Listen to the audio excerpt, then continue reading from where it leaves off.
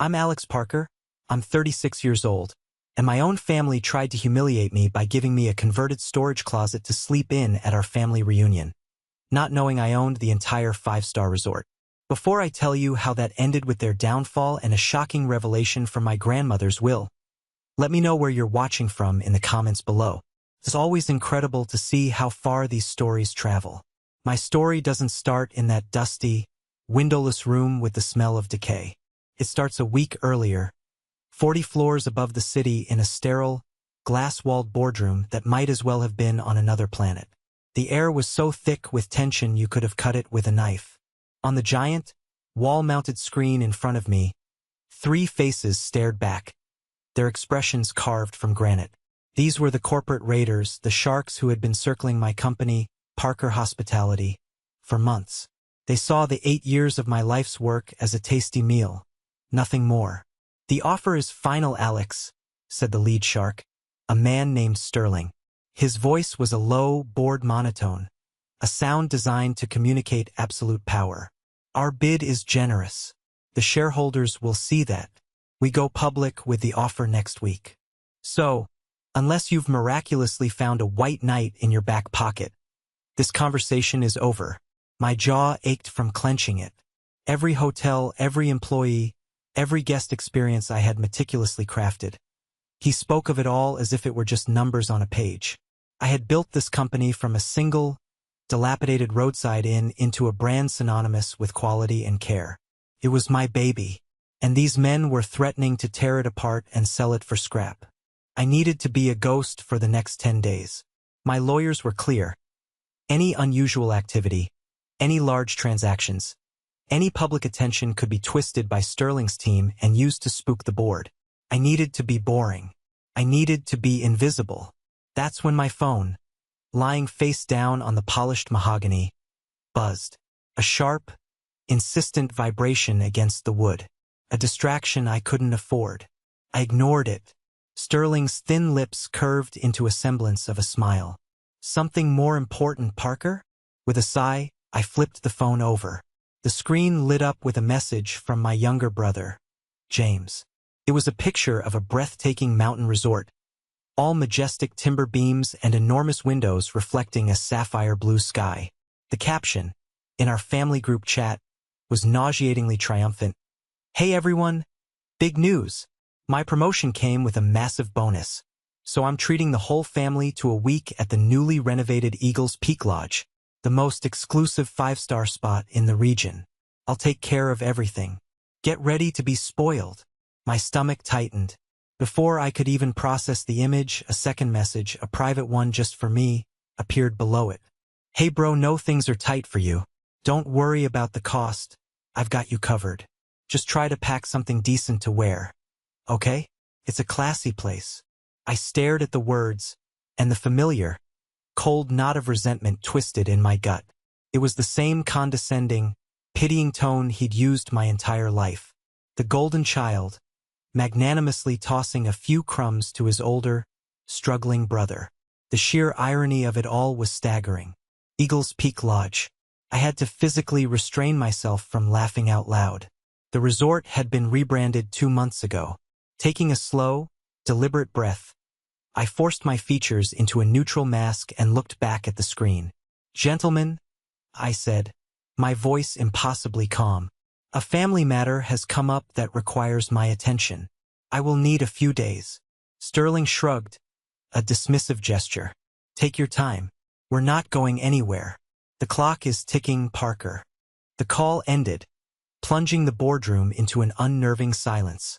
It was just me, the city skyline, and 2 colliding worlds.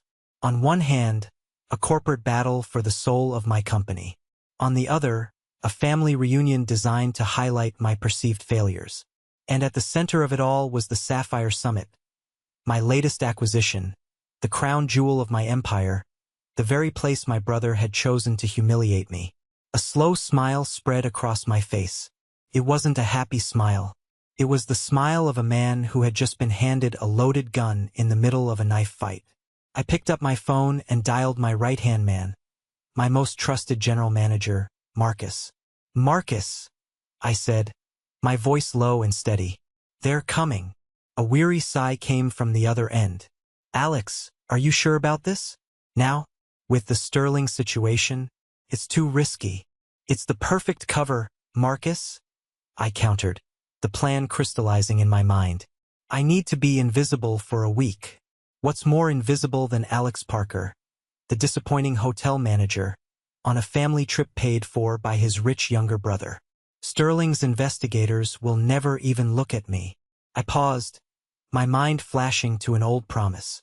And besides, there's something I have to do, something personal. Just make sure the rebranding isn't public knowledge yet. As far as anyone outside the company is concerned, we're still Eagles Peak Lodge.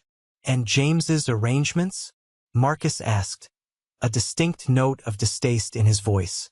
I leaned back, the cold smile returning. Whatever he asks for, Marcus, give it to him. Let him build his own stage. I want him to be standing right in the center of it when the lights come on. To understand why I'd willingly walk into a lion's den dressed as a lamb, you need to understand that my entire life had been shaped by a ghost. A loving, wonderful ghost. My grandmother, Eleanor. She was the only person in my family who ever looked at me and didn't see a problem to be fixed. My childhood home was a shrine to my brother, James. His debate trophies lined the mantelpiece. His honor roll certificates were framed on the wall. His acceptance letter to a top-tier law school was treated like a sacred text. My parents, Mark and Emma, weren't cruel people. They were just narrow-minded. They had a blueprint for success, and James fit it perfectly. I, with my quiet nature and my strange fascination with how things worked, how a hotel lobby could make a weary traveler feel instantly at home, how the right service could turn a bad day into a good one, was an unsolvable equation. Alex, your father and I are worried, my mother would say, wringing her hands, after I announced I was taking a job at a hotel instead of applying for a business degree. It's not a real career. Service. What kind of future is that? My father was more blunt. For God's sake, Alex, stop playing games and be more like your brother. James has a plan. He's going to have a promotion before he's 30. You're going to be changing bed sheets. But Grandma Eleanor, she got it. She'd sit with me on her porch swing, the air thick with the smell of roses from her garden, and she'd listen. She'd listen to my dreams of creating not just buildings, but experiences. There is honor in service, Alex, she told me, her hand, wrinkled and warm, covering mine. Making a person feel seen and cared for is one of the most important jobs in the world. Don't you ever let them make you feel small for wanting to do that. The summer I turned 22, she was fading. Cancer had stolen her energy, but it couldn't touch the light in her eyes. The last time I saw her, she called me to her bedside. The room smelled of old books and lavender, a scent I will forever associate with unconditional love. She pushed a small, dark cherry wood box into my hands. It was old, intricately carved, and surprisingly heavy. This is your inheritance, my dear boy, she whispered, her voice a fragile thread of sound. It's not a fortune. Your parents will handle the stocks and the property. They believe in what they can count. I believe in what I can feel. And I feel you are destined for great things. I tried to object, tears welling in my eyes. Grandma, I don't need. Hush now. She put a finger to my lips. Inside you'll find some money. Enough to plant a seed. But more important, there is a letter. It is sealed. Her gaze locked onto mine, fierce and clear. You will not open this letter until two conditions are met. Promise me, Alex, this is my last wish. Anything, Grandma. First, she said, her breath catching. You must feel, deep in your soul, that you have truly built a home for others. Something real, something that is yours, something you are proud of. Not for anyone else, but for you. And second, I asked, my voice thick, you must open it in the presence of the whole family. Mark, Emma, James, all of them. They need to be there. They need to hear it. Why? I asked, confused. Why do they have to be there? A sad, knowing smile touched her lips. Because, my dear Alex, they listen with their eyes. They need to see your success before they can hear the truth. It's the only way. Promise me. I promise, Grandma, I vowed, clutching the box to my chest. Felt like I was holding her very heart. She passed away 2 days later. The funeral was a somber affair. My father clapped me on the back with awkward sympathy. She was always very fond of you, he said, as if it were a curious puzzle.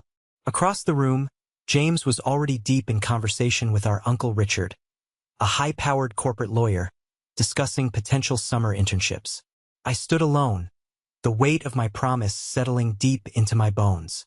That inheritance became my secret weapon. It wasn't just money. It was a mandate. It was my grandmother's faith made tangible. While James was taking out student loans and living the high life at law school, I was living a double life. By day, I was a valet, learning the names of wealthy patrons and the feel of a luxury car. By night, I was a night auditor at a grimy, rundown motel on the edge of town, learning how to balance books, handle drunk and disorderly guests, and fix a leaking faucet at 3 a.m. with a wrench and a prayer. I absorbed every facet of the business, from the plumbing to the profit and loss statements. It was at a tired, historic hotel in the city that I met Marcus. He was the general manager, a grizzled, cynical veteran of the industry who had seen it all and was counting the days to his retirement. I was just a kid at the front desk, but I saw the hotel's faded glory and its potential. I relentlessly pestered him with ideas, a new marketing plan, a guest loyalty program, a partnership with a local brewery. I left detailed notes and proposals on his desk. One night, he found me in the back office long after my shift had ended, sketching out a redesign for the lobby on a stack of napkins. He stood there in silence for a full minute, just watching me. Finally, he spoke. "You're not just here to collect a paycheck, are you, kid?" That was the beginning of the most important professional relationship of my life. He took me under his wing. He taught me about financing, about managing union staff, about navigating city permits, about the 1,000 invisible details that elevate a hotel from a place to sleep to a destination. He was the mentor I never knew I needed. When I finally felt ready, I took my grandmother's seed money and my own meager savings and did something crazy.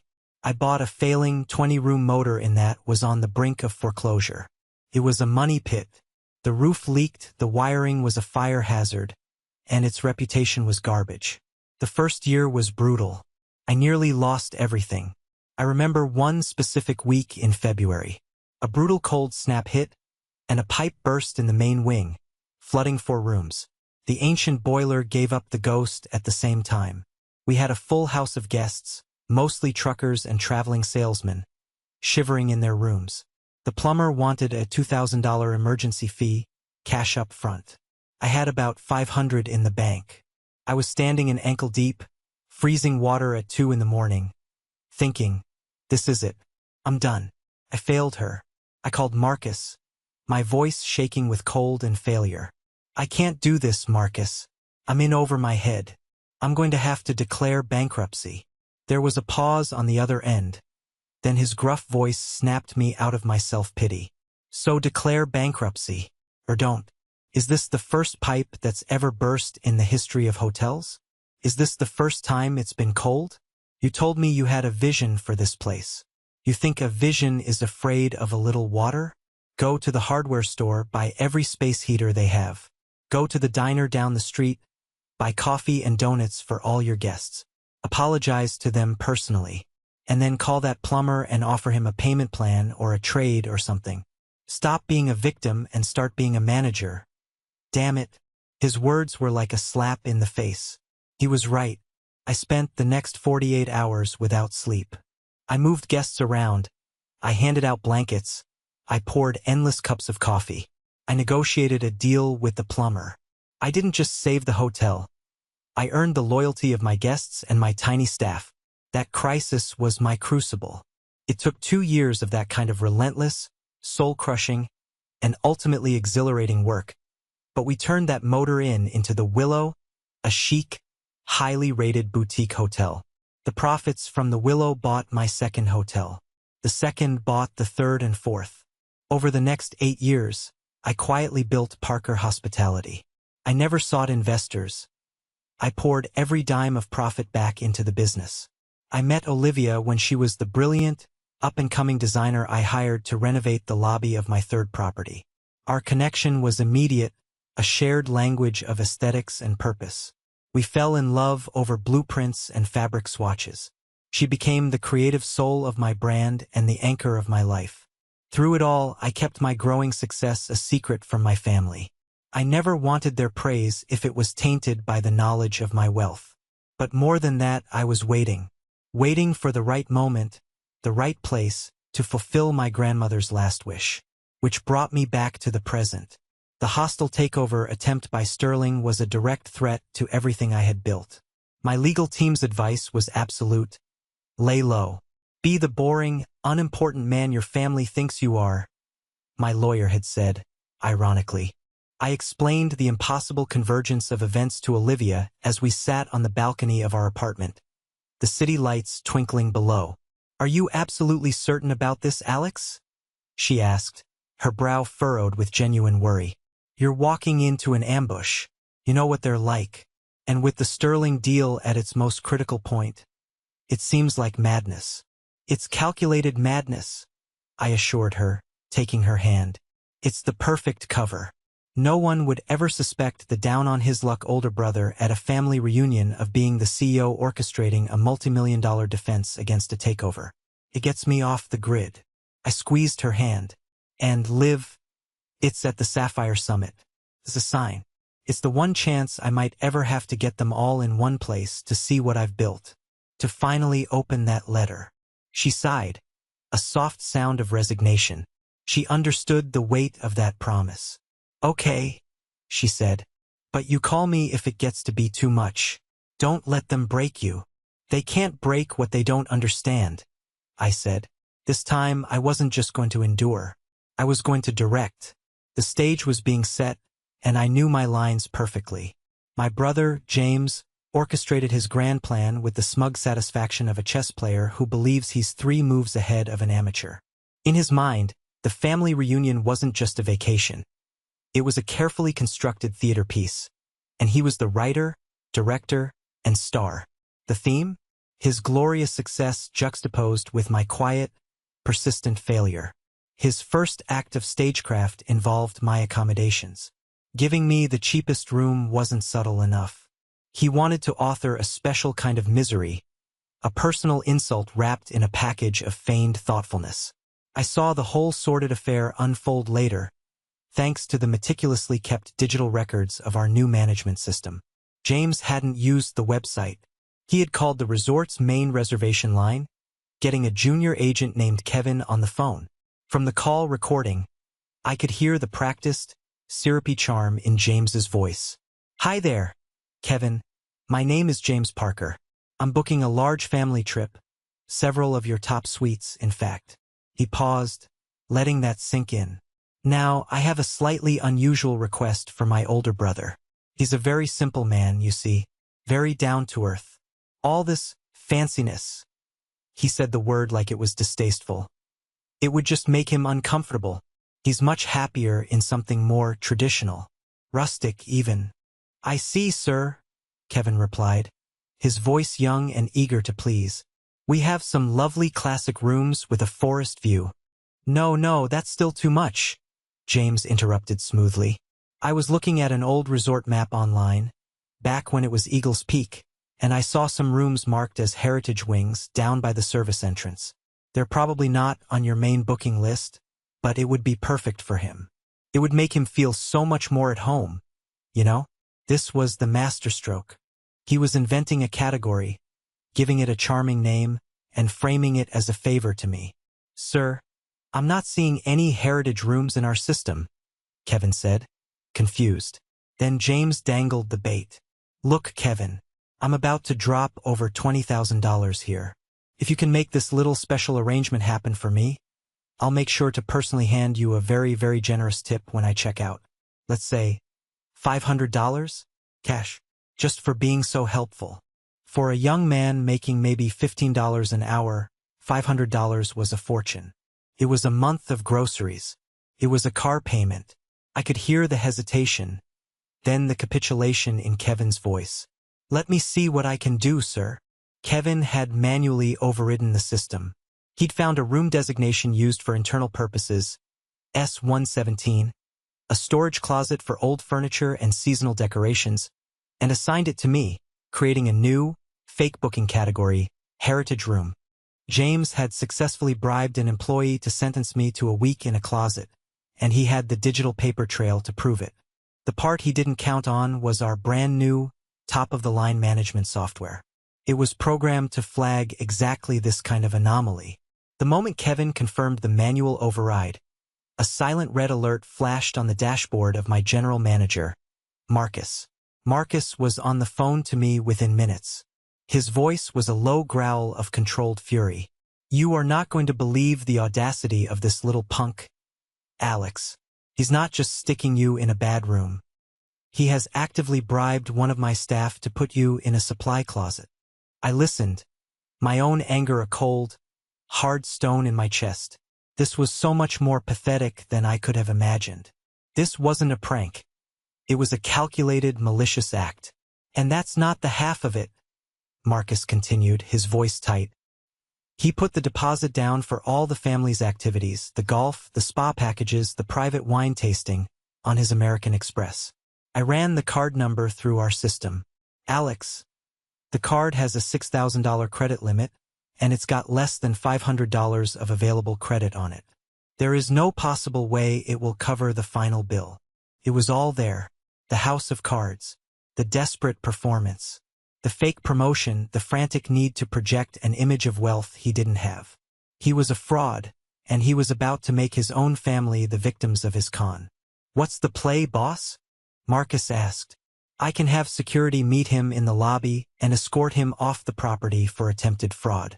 I can fire Kevin right now." "No," I said, my decision instant and absolute. "You do nothing to Kevin. In fact, pull him into your office, explain that we know what happened and that he was put in an impossible position. Tell him his job is safe. Then, give him a paid week off effective immediately. Tell him we'll need a signed statement from him when he gets back. He's not the villain here, Marcus. He's our star witness. And James, let the reservation stand," I said, my voice hardening. "And document everything. I want a file on him that would choke a horse. I want every receipt he signs, every special request he makes, every recorded phone call. This isn't just family drama anymore. This is business." The day of the reunion arrived. I drove up the winding mountain road in my modest 4-year-old sedan, a deliberate choice. I watched as my father's gleaming Mercedes and my uncle's brand new BMW roared past me on the final stretch. I parked in the designated staff lot, a world away from the valet-attended guest entrance, and slipped in through a side door. I met Marcus in his back office, a room buzzing with the quiet efficiency of a well-run operation. He handed me 2 key cards. One was a plain white plastic card with S117 written on it in marker. The other was a heavy, black key card with the resort's new, elegant logo, the master key to the penthouse suite. "The stage is set," Marcus said, shaking his head. "I still think you're certifiably insane for doing this. The higher the climb, the harder the fall," I replied, pocketing both keys. Olivia arrived just as I was about to head out. She had driven up to wish me luck before heading back to the city for a crucial client dinner. She wouldn't be back until the final night. She wrapped her arms around me, her hug tight and fierce. "Remember who you are, Alex," she whispered into my ear. "Don't let their noise drown out your own voice." I kissed her, drawing strength from her belief in me. "Don't worry," I said. "I'm the one with the microphone this time." I made my way to the grand lobby just as the Parker clan was descending in a wave of expensive luggage and loud voices. My father, Mark, gave me a cursory nod, his eyes flicking over my simple slacks and jacket with a familiar, faint air of disappointment. My mother, Emma, rushed over to give me a quick, airlight hug that felt more like a social obligation than a gesture of maternal affection. Then came James, the conquering hero, with his girlfriend, Melissa, attached to his arm like a designer handbag. Melissa was a vision of curated perfection, from her professionally blown-out hair to her immaculately manicured nails. Her smile was dazzling, but her eyes were sharp and constantly scanning, assessing the wealth around her. James beamed, radiating a smug, proprietary energy as if he'd personally carved the mountains outside. "There he is," James boomed, clapping me on the shoulder with enough force to make me stumble. "Glad you could make it, big brother. Don't worry, you're going to love this place." He swaggered up to the front desk, where a senior manager, who had been thoroughly briefed by Marcus, waited with a professional smile. James took the prepared key card packets and began his performance, distributing them like a benevolent monarch bestowing gifts upon his court. "Mom, Dad, you're in the panorama suite. The view is simply breathtaking," he announced with a flourish. "Uncle Richard, Aunt Victoria, you have the mountain view loft. Sophia, Nathan, you kids are gonna go nuts. Aunt Linda, Uncle Robert, you're in the garden suite, right by the spa, just like you wanted." Each announcement was met with a chorus of performative gasps and effusive thanks. My Uncle Richard, the lawyer, beamed. "You've outdone yourself, son. A real credit to the Parker name." My Aunt Victoria was already posting pictures to her Instagram, a look of sublime contentment on her face. Finally, with everyone else holding their luxurious suite keys, James turned to me. He held up a single, sad-looking white key card between his thumb and forefinger. He paused, milking the moment, ensuring every eye in the family was on us. A cruel, triumphant little smile played on his lips. "And Alex," he said, his voice ringing with false sympathy, "I got you the heritage room. It's all that was left in the budget after booking these amazing suites for everyone. But I'm sure you'll find it cozy." A few stifled snickers came from my cousins, Sophia and Nathan. My father just shook his head slowly, a deep, weary sigh escaping his lips, a sigh that said, "See, this is what I have to put up with." I stepped forward and took the key card from his hand. Our fingers brushed, and in that brief contact, I felt the desperate tremor in his hand. He needed this. He needed me to be small so he could feel big. I offered him a small, placid smile. "Thanks, James," I said, my voice quiet, yet carrying easily in the suddenly silent lobby. "I really appreciate you thinking of me." I turned and walked toward the corridor he had pointed to, the one that led away from the grand staircase and the guest elevators, the one that led toward the service areas. I could feel their collective gaze on my back, a potent cocktail of pity, amusement, and utter indifference. Let them watch, I thought, my hand closing around the cool, hard plastic of the keycard. Let them enjoy the show. They had no idea I had already rewritten the ending. The walk to my designated room was a journey through the resort's class system. The plush, patterned carpet that silenced footfalls in the main hall gave way to scuffed, utilitarian linoleum. The warm, artfully recessed lighting was replaced by long, buzzing fluorescent tubes that cast a cold, sterile glare. The air, which had been infused with the pleasant, subtle scent of cedar and cinnamon, now smelled sharply of industrial-grade cleaner and stale coffee. I found the door at the end of a long, featureless corridor, right next to a rumbling ice machine. The door wasn't solid oak like the guest rooms. It was thin metal, painted a drab beige. A small, stenciled label read, S-117, my heritage room. I swiped the cheap plastic keycard. The lock emitted a flat, electronic beep, and I pushed the door open. A wave of cool, musty air, thick with the smell of dust and disuse, washed over me. The room was a cell. It was smaller than the walk-in closet in my apartment. A lumpy, narrow single bed with a thin, scratchy-looking blanket was pushed against one wall. Next to it was a small, metal nightstand scarred with rust rings. A single, bare bulb dangled from a wire in the ceiling, casting stark, unflattering shadows. There was no window, no television, no chair. In the corner, a dark, sprawling patch of what was unmistakably black mold crept up the drywall. My view was a concrete wall. This wasn't just a bad room. It was an insult. It was a deliberate act of contempt. I took out my phone and, with a grim sense of purpose, documented everything. I took wide shots of the cramped space, close-ups of the mold, a picture of the rust-stained floor. This wasn't for sympathy. This was for the file. evidence. I sent a text to Marcus. It's even worse than I imagined. He didn't just put me in a closet. He put me in a health code violation. Perfect. His reply was instantaneous, laced with his characteristic dry fury. The penthouse is clean, warm, and mold-free. The word is yours, Alex. I can have a health inspector here in an hour and have the entire family evicted. We can call it a gas leak. A small, grim smile touched my lips. The thought was tempting, a quick and satisfying end to the charade. But it was too easy. It wouldn't teach them anything. Patience, my friend. I texted back. The best revenge is a dish best served publicly.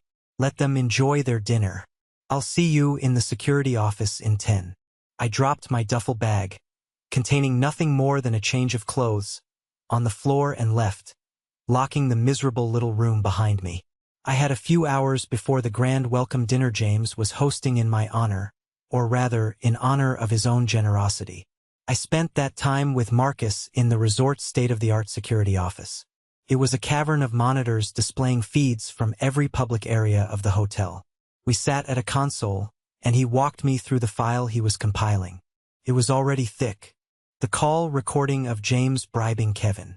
The credit card statements showing his mountain of debt. The internal logs of his outrageous requests. He was building his own cage bar by bar. That evening, we all gathered at the Summit, the resort's signature fine dining restaurant. It was a stunning space, with floor-to-ceiling windows offering a 180-degree view of the sun setting over the jagged mountain peaks. James had, of course, secured the best table, a large semicircular booth right against the glass. He sat at its center, playing the role of the gracious host with Melissa, his perfectly polished girlfriend, hanging on his every word. She was showing off a new diamond bracelet, a bauble he'd clearly given her upon arrival to set the tone. The conversation, as I had predicted, was an ode to James. The partners at the firm are already talking about my next promotion, James announced loudly, swirling a glass of obscenely expensive Cabernet he'd ordered. The salary from this last jump was, frankly, insane. But the next one, we're talking about a whole new stratosphere. Life-changing money. My father, Mark, beamed with a pride so intense it was almost painful to watch.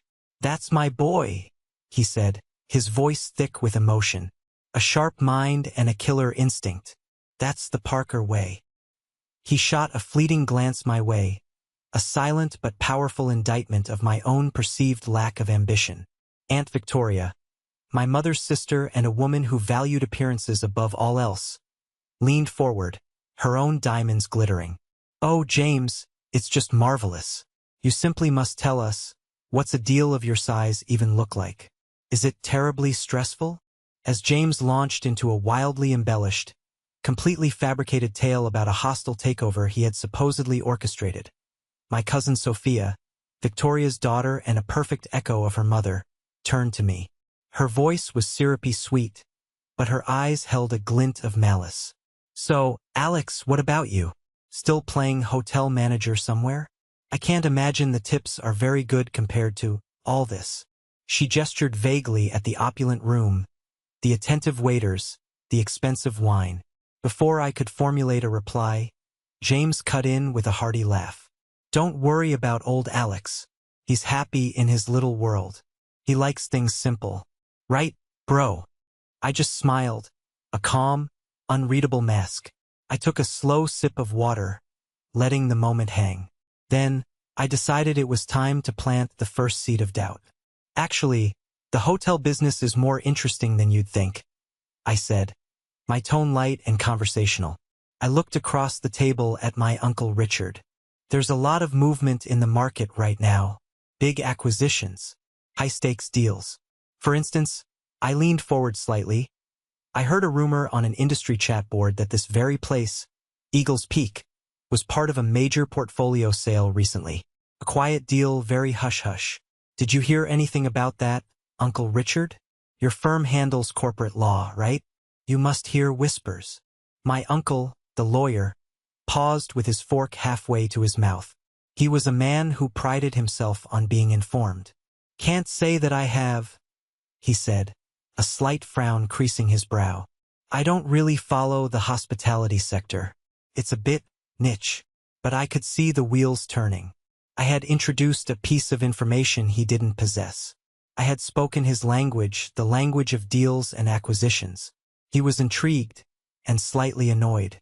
My cousin Rachel, Aunt Linda's daughter, was the only one who seemed to notice the subtle shift in dynamics. She was a thoughtful, observant young woman, and she gave me a small, questioning smile from across the table. The conversation quickly swirled back to James's glorious career, but the seed was planted. The next day brought the next level of humiliation.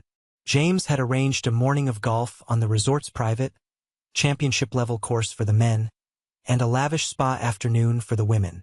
My name, conspicuously, was absent from both lists.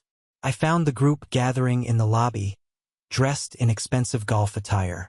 I approached James, feigning confusion. "Hey, what time are we teeing off?"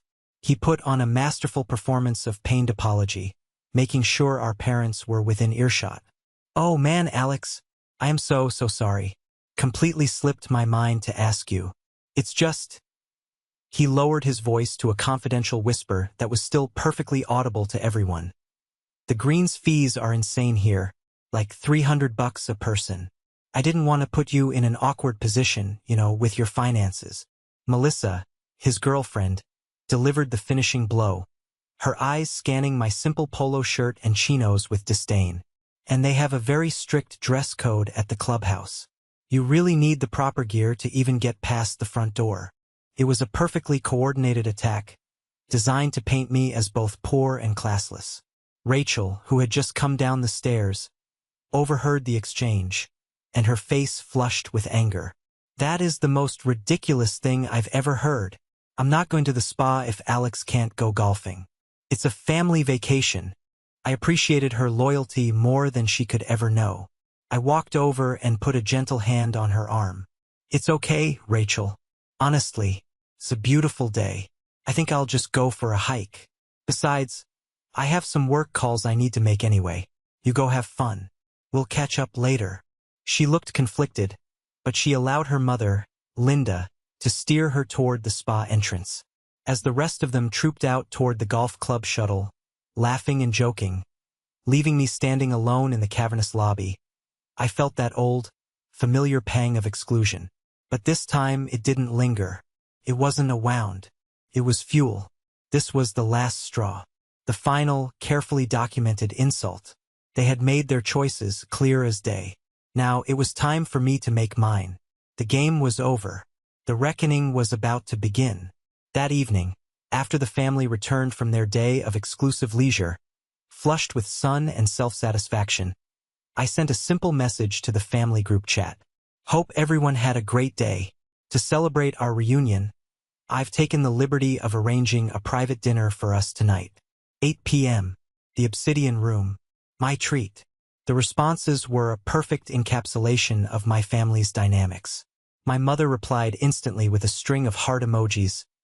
"Oh, Alex, that's so thoughtful of you. What a wonderful surprise." My Aunt Victoria sent, "The Obsidian Room? I've heard it's impossible to get. How exciting." And then came the message from James, dripping with the condescension he couldn't resist. "Wow, big spender. You sure you can swing that, bro? Those private rooms are pricey. But hey, your call. Don't be late." He had no idea. The Obsidian Room wasn't just a private dining room. It was my private dining room. It was an unlisted space, reserved for my most important business partners and sensitive negotiations. It was soundproof, equipped with a state-of-the-art, hidden presentation screen, and boasted a secluded balcony with the most breathtaking, unobstructed view of the entire valley. It was my inner sanctum, and tonight it would be their courtroom. I was their first, waiting for them. I had shed the skin of Alex, the disappointing manager. I was dressed in a custom-tailored navy suit, sharp and understated, a suit that cost more than my first car. I stood by the floor-to-ceiling window, not looking at the stunning view, but at the reflection of the room in the glass. On the center of the long, polished obsidian table, Marcus had placed a single object, the heavy cherry wood box my grandmother had given me so long ago. They arrived in a cacophony of chatter, still buzzing from their day. They fell silent the moment they stepped through the door. The sheer, understated opulence of the room. The dark, rich wood, the soaring ceilings, the single, dramatic piece of art on the wall. It was on a completely different plane from the public restaurant. It radiated power. "Wow, Alex," my father said, his voice holding a note of genuine, grudging respect for the first time all week. "How on earth did you manage to book this?" His eyes scanned the room, trying to calculate its cost. "I have my ways," I said calmly, my voice even. I gestured for them to sit. They took their seats, a new, uncertain energy settling over them. James, out of habit, moved to take the seat at the head of the table, but I was already standing there. He stopped, confused, and took a seat to the side. For the first time, he wasn't in the center of gravity. He tried to recover with a forced laugh. "So, what's the occasion, Alex? Did you win the lottery or something?" "Something like that," I said, my voice cool. I remained standing. "Before we order, there are a few family matters I'd like to discuss. A bit of accounting." The mood in the room dropped several degrees. My casual invitation had just turned into a formal deposition. "First," I said, and I gave a subtle nod to a senior staff member, a trusted manager named David, who was standing discreetly by the door. David stepped forward with the polished grace of a seasoned professional and placed a thick, leather-bound bill folder in front of James. "This is the preliminary bill for the family's stay and all associated activities thus far." James opened it. His smug expression vanished, replaced by a blotchy, red-faced confusion. "What is this? This is outrageous. These prices are all wrong. I was quoted a 40% discount," he sputtered, his voice rising. "There is no discount," I stated flatly. The words landed like stones in the silent room. "The family and friends discount at our properties is a courtesy. It is extended to guests who treat our establishments and, more importantly, our staff with a baseline of respect.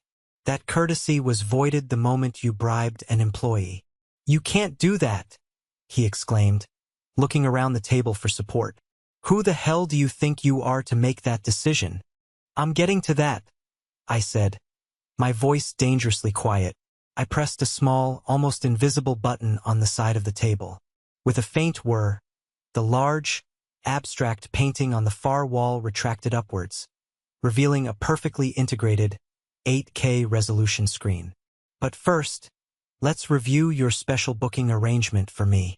On the screen, a video began to play. It was crystal-clear security footage of the resort's lobby reservation desk. The time and date were stamped in the corner. The video showed James, his face perfectly visible, leaning conspiratorially toward the young agent, Kevin. It showed him smiling, charming, and then surreptitiously sliding a thick wad of cash across the counter. The audio, enhanced by our security system, was shockingly clear. "Make sure it's the worst one you've got. Something rustic. I'll make it worth your while." A very, very generous tip. A collective, sharp intake of breath filled the room. My mother's hand flew to her mouth, her eyes wide with horror. Aunt Victoria looked pale. Uncle Richard, the lawyer, stared at the screen as if he were looking at evidence in a capital case, his face a mask of disbelief and professional disgust. James looked like he had been physically struck. "And then," I continued, my voice relentless, "there is the matter of payment for this rather large, non-discounted bill." I nodded to David again. He stepped forward and placed a small, printed slip of paper next to the bill folder in front of James. "This is the status of the credit card you put on file. It was declined this afternoon when we ran the standard pre-authorization for the final amount. It seems you don't have the funds to cover this. It would also appear that your talk of a major promotion and a massive salary was a complete fabrication. That was the final, fatal blow. It was one thing to be cruel. It was another to be a liar and a fraud." Melissa, his girlfriend, who had been watching this all unfold with a look of growing horror, finally snapped. She stared at James, her beautiful face twisted into a snarl of pure fury and humiliation. "You lied to me?" she hissed, her voice trembling with rage. The bracelet? This trip? Your new job? All of it was a lie. James just stammered, his face ashen, unable to form a single word of defense. I was going to ask everyone to chip in. I just needed. She didn't wait for him to finish. With a gesture of absolute contempt, she stood up, her chair scraping loudly against the polished stone floor. She wrenched the expensive diamond bracelet from her wrist and threw it on the table. It skittered across the obsidian surface and came to a stop in front of James's plate. "We're done," she spat. She turned on her heel and stormed out of the room, the slam of the heavy door echoing her disgust. In the stunned silence that followed, James stared at the bracelet, then at me, his eyes wild with a desperate, cornered animal hatred. "Who are you?" he finally choked out, the words tearing from his throat. "How did you do this? How did you get all of this? You're a nobody. You're a pathetic, washed-up hotel manager." The door to the dining room opened again, softly this time. It wasn't a staff member. It was Olivia. She looked breathtaking, dressed in a sharp, elegant power suit, her presence commanding the room's attention instantly. She walked directly to my side, her heels clicking softly on the floor, and placed her hand on my arm, a simple gesture of solidarity and ownership. "He's not a manager," she said, her voice clear and cool, cutting through the thick, toxic air. She let her gaze sweep across the table, lingering for a moment on my Uncle Richard. "You're a corporate lawyer, aren't you, Richard? You must follow the market. Surely you heard of the quiet, off-market acquisition of the entire Eagles Peak portfolio 6 months ago." I saw the blood drain from my uncle's face as the final impossible puzzle piece slammed into place in his mind. Olivia smiled, a slight, dangerous curve of her lips. "Allow me to reintroduce my fiancé. This is Alex Parker, the founder and CEO of the Parker Hospitality Group." She gestured elegantly around the magnificent room. "And I'm Olivia Chun, his Chief Design Officer. On behalf of our entire team, I'd like to welcome you all to our newest flagship property, the Sapphire Summit." A wave of pure, unadulterated shock, so profound it was utterly silent, washed over my family. My father looked as if he'd seen a ghost. My mother's quiet weeping had turned into ragged, audible sobs. James just stared, his mouth hanging agape, his entire world, the one he had built on a foundation of lies and arrogance, shattering into a million pieces around him. I let the silence stretch, letting the weight of the truth settle on them. Then, I placed both of my hands on the old, dark cherry wood box my grandmother had given me. "And now," I said, my voice quiet, but carrying the weight of a decade of struggle, of promise, and of pain.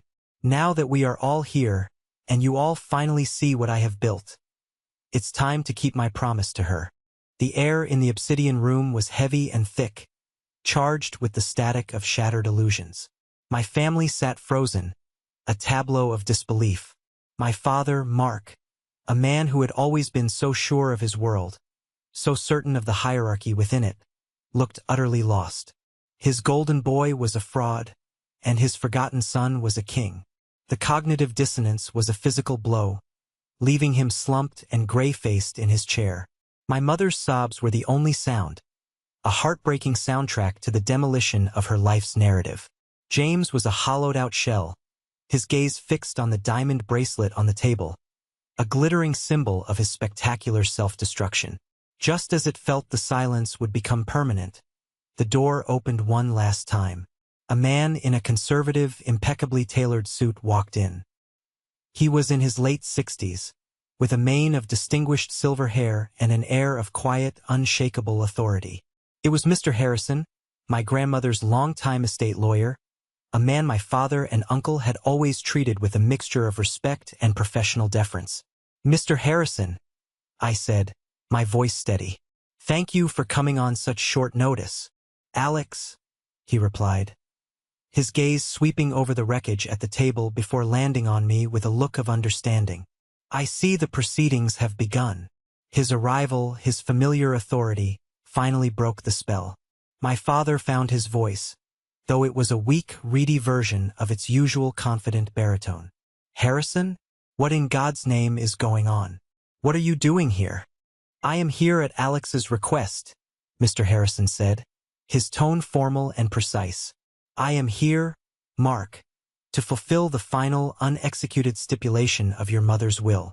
He walked to the table and stood beside me, a silent, powerful ally.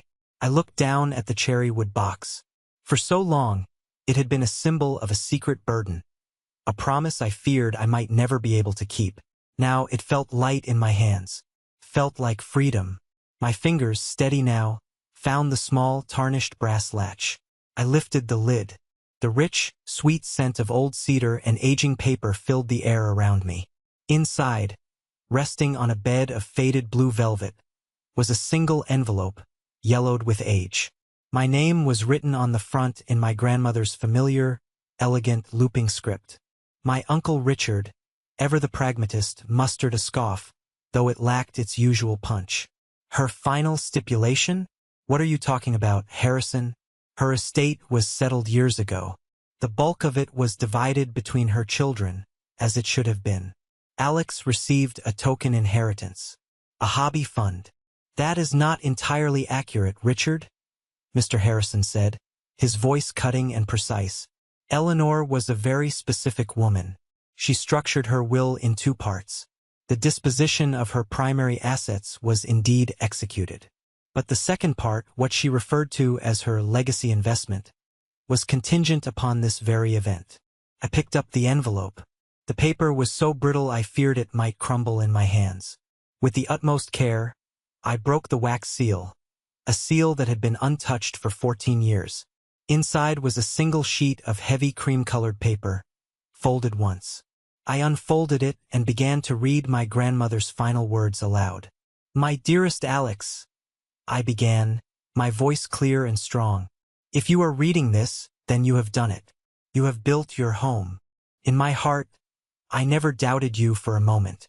I am writing this letter because I know my family. I know their hearts, and I know their blind spots. And I know they will not understand my decision to give you that seed, that small push to start your journey. They see the world in terms of success and failure, of balance sheets and job titles. I have always seen the world in terms of character." I paused and let my eyes drift to my father. His face was a mask of stone. "To my children, Mark and Linda," I continued, the words a posthumous rebuke. "I love you both dearly, but somewhere along the way you were blinded by the sparkle of what is easy, of what is praised by the world. You celebrated James for his grades, his intellect, his ambition. These things are not vices, but they are hollow shells without a foundation of kindness and humility. Time and time again, I watched you overlook Alex. I watched you dismiss his quiet strength, his deep empathy, his stubborn resilience. You saw a dreamer and you were afraid for him. I saw a builder, and I was proud of him. And to James," I paused again, my gaze finding my brother's. He flinched as if I had physically struck him. "My dear grandson, I worry for you. Your confidence is a house built on sand. You seek validation from others because you have not yet learned how to build it within yourself. You confuse arrogance with strength. I fear that this path will lead you to a lonely place. It is my deepest hope that, by the time Alex reads this letter, you will have begun to learn the profound difference between earning respect and demanding it. The money I left Alex was not an inheritance in the traditional sense."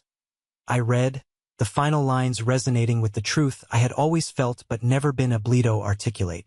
It was an investment in character, an investment in the kind of man I knew he would become. A man who understands that true wealth is not what you possess, but what you create, and how you treat the people who help you create it. I hope, now, with the evidence of his heart and his hard work before you, you can all finally see what I saw so clearly from the very beginning. Be proud of the man you have become, Alex. Your house has many rooms, and your heart has room for all of them. You have made your old grandmother very, very happy. With all of my love, for all of time, Eleanor. I folded the letter. A single tear escaped and traced a hot path down my cheek, but it wasn't a tear of sadness. It was a tear of release. The validation I had spent my entire adult life subconsciously chasing hadn't come from the billions my company was worth, or the beautiful hotels, or the stunned faces of my family. It came from this piece of paper. From her belief in me. It was a shield. It was a key. It was everything. The silence that followed was different. It wasn't shocked. It was funereal. Mr. Harrison broke it, his tone shifting from sentimental to clinical. He turned his attention to James, who looked small and broken. James, as your grandmother's letter so presciently noted, your actions have led you to a difficult place. We have several serious legal issues to discuss. The first is the matter of your outstanding and substantial bill with this establishment. The second, and far more serious, is the clear evidence of employee bribery and attempted credit card fraud. He let the word fraud hang in the air like a guillotine. Under state law, Mr. Harrison continued, his voice dispassionate, Alex and the Parker Hospitality Group have every right to press criminal charges. Given the documented evidence, a conviction would be highly likely. That would be a very public, very permanent, and very damaging event for you, and by extension, for the entire Parker family name. James finally looked up, his face a mess of raw terror and abject shame. No, please, Alex, don't, he whispered, the words barely audible. I looked at my brother, the golden child, and I felt nothing. Not hatred, not anger, not even satisfaction. Just a vast, empty pity. He wasn't a villain. He was just a weak, deeply insecure man who had been suffocated by the expectations he tried so desperately to uphold. I'm not going to send you to jail, James, I said, my voice quiet. But this ends now. All of it. There are consequences. Real-world consequences. I looked at Mr. Harrison, my voice firm. I believe James has some assets. Condo, a car, a small stock portfolio. He will liquidate all of them immediately. The proceeds will be used to pay his bill to this hotel in full and to create a compensation fund for the employees he put at risk. The remainder, if any, will be placed in a managed trust. He can access that trust only after he has held a steady, honest job, verified by tax returns, for 1 full calendar year. It wasn't a punishment designed to humiliate him further. It was a structured path back to reality. It was the harshest and kindest thing I could possibly do for him. He would have to start over from zero with nothing but himself. He would have to build his own home from the foundation up. The months that followed that explosive night at Sapphire Summit were defined not by noise, but by its absence. The constant, grating static of my family's judgment, the background radiation of my entire life, had been switched off. The resulting silence was vast, unnerving, and ultimately wonderfully peaceful. The storm had passed, and now I had to learn to live in the quiet, irrevocably altered landscape it had left behind. The first person to reach across the new divide was my mother, Emma. She called about 2 weeks after the reunion. I saw her name on my phone screen and braced myself for accusations or tears, but her voice, when she spoke, was small and hesitant, stripped of its usual social certainty. It was the first time she had ever called me just to talk. Alex, it's your mother. Hi, Mom. I know. How are you? I don't know, she admitted, and that honesty was so startling it threw me off balance. I've been thinking a lot, about everything, about your grandmother's letter. She paused, and I could hear the faint, shaky intake of her breath. She was right, Alex. We were so proud of the things we could show off, the grades, the awards, the job title.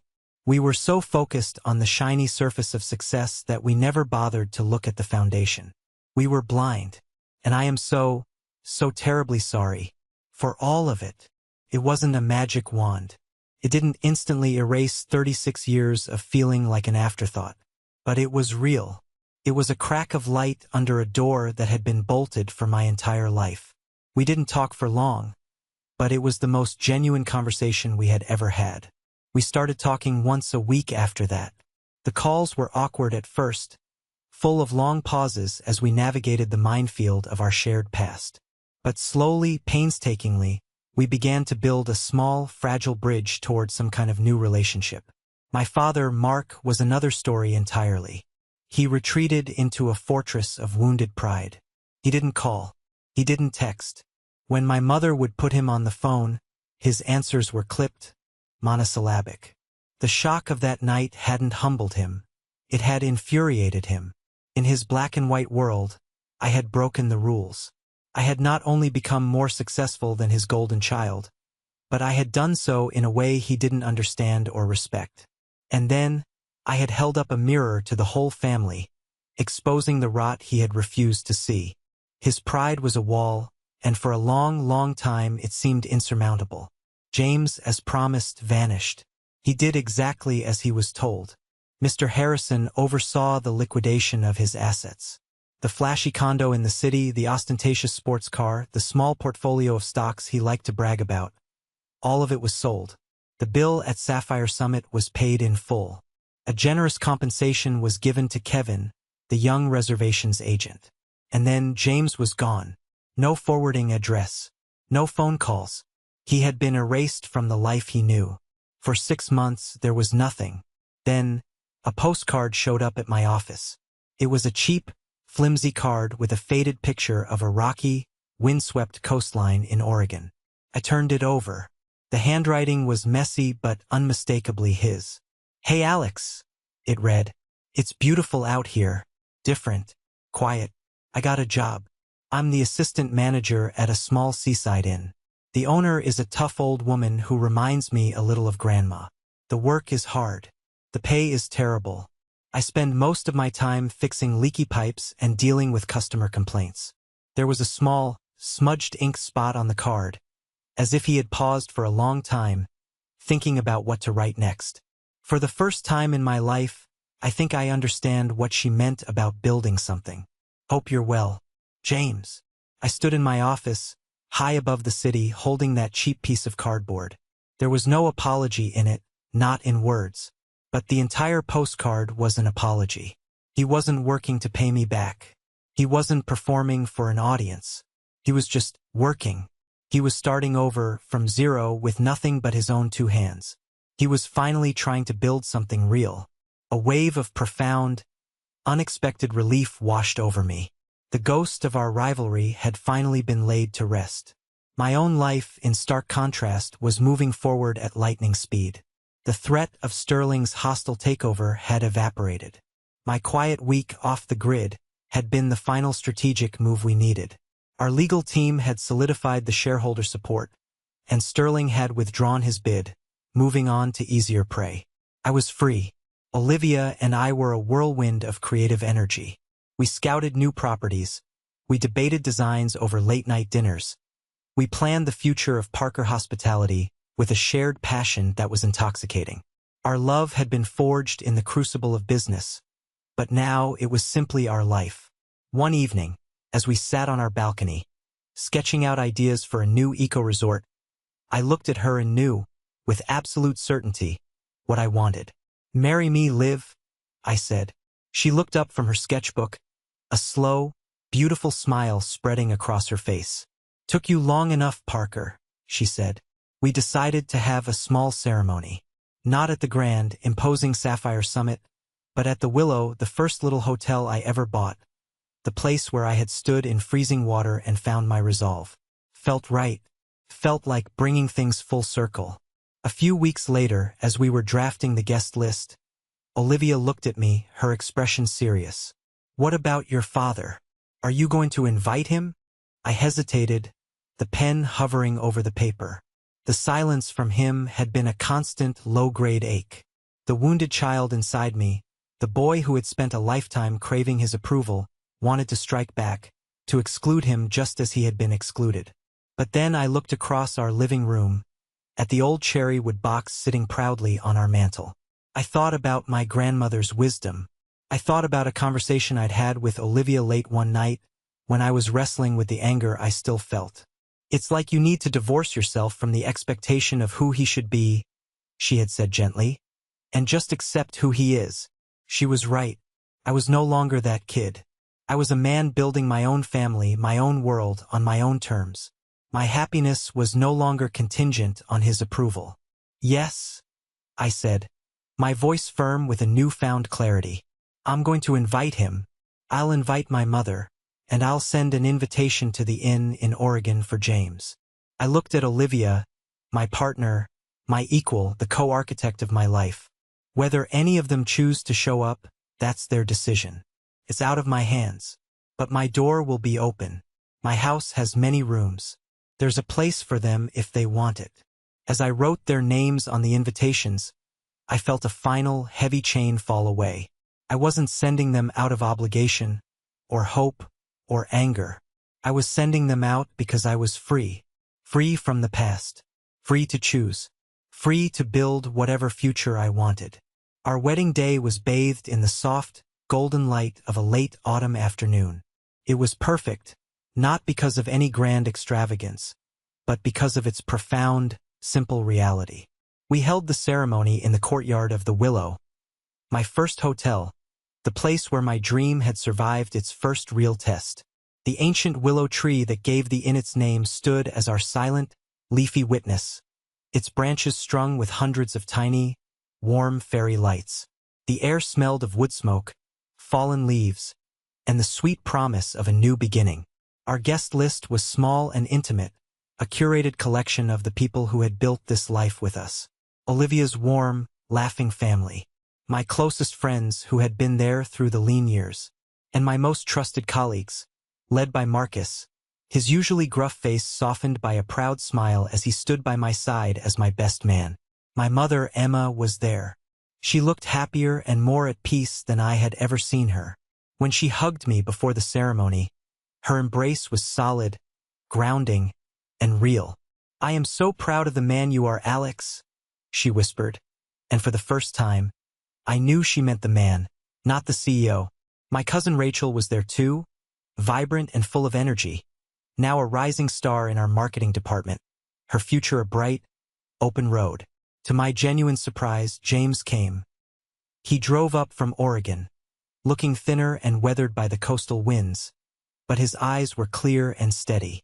The restless, arrogant energy was gone, replaced by a quiet, self-contained humility. He didn't try to work the room or command attention. He found a seat in the back row and simply watched, a small, sincere smile on his face. After the ceremony, he approached me, not with a dramatic speech, but with a simple, firm handshake. "Congratulations, Alex," he said, looking from me to Olivia. "She's wonderful. You both look very happy." That was it, and it was more than enough. The biggest surprise, however, was my father. He came. He drove himself, arriving just as the ceremony was about to begin. He stood at the very back of the assembled guests, looking awkward and out of place in his formal, dark suit, a solitary figure on the edge of our circle of joy. Throughout the ceremony and the reception that followed, he kept his distance, a silent observer. I saw him speaking briefly with my mother, his expression unreadable. I made a conscious choice not to push him, not to force an interaction. I had extended the invitation. The next move had to be his. Just as the party was beginning to wind down, as the sun dipped below the horizon and the fairy lights glowed with a magical intensity, he made his move. He walked toward me, his steps hesitant. He was holding a small, awkwardly wrapped gift in his hands. He stopped in front of me, and for the first time in my life, I saw him not as the towering, judgmental patriarch of my childhood, but as he was, an old man, wrestling with the heavy weight of his own pride and a lifetime of mistaken beliefs. He wouldn't quite look me in the eye. His gaze was fixed on a point just over my shoulder. "Alex," he began, his voice rough with an emotion he couldn't name. He cleared his throat. "Your grandmother, what she wrote in that letter, she was right about you, and I was wrong." He pushed the small gift into my hands. His were trembling slightly. I'm proud of you." The words were clumsy, decades late. They didn't magically heal every old wound or erase every harsh memory. But hearing them, finally, wasn't the earth-shattering, life-affirming moment of validation I had once spent a lifetime dreaming about. The real validation, I realized, had already happened. It had happened when I read my grandmother's letter. It had happened when I built my company from the ground up. It had happened when I fell in love with Olivia. It had happened when I finally found peace within myself. These words from my father were something different. They weren't the closing of a circle. They were the opening of a door, just a crack. They were a single, tentative step onto a long, uncertain road toward a new kind of relationship. I looked at him, really looked at him, and I saw the immense effort it had cost him to say those words. I simply nodded. "Thank you, Dad," I said. For a brief, fleeting second, he met my gaze, and I saw a flicker of profound relief in his eyes. Then, as if the effort was too much, he gave a curt nod, turned, and walked away to rejoin my mother. I stood there in the magical twilight, holding the small, lumpy gift, with Olivia's warm hand in mine. I looked around at the twinkling lights, at the smiling faces of the people who truly saw and loved me, at the first real home I had ever built. My house, filled with light and laughter. My family, forged not by the obligations of blood, but by the deliberate choices of love, respect, and a shared future. And I knew, with a certainty that settled deep in my soul, that I was finally, truly, and completely home. Thank you for listening to my story. I hope it resonated with you in some way. Family is a complicated, messy, and beautiful thing, and finding your own value within it, or sometimes outside of it, is a journey we all face in one way or another. Have you ever been in a situation where you felt completely misunderstood by the people who were supposed to know you best? I'd love to hear about it. Please share your story in the comments below, and don't forget to like and subscribe so you don't miss what's next.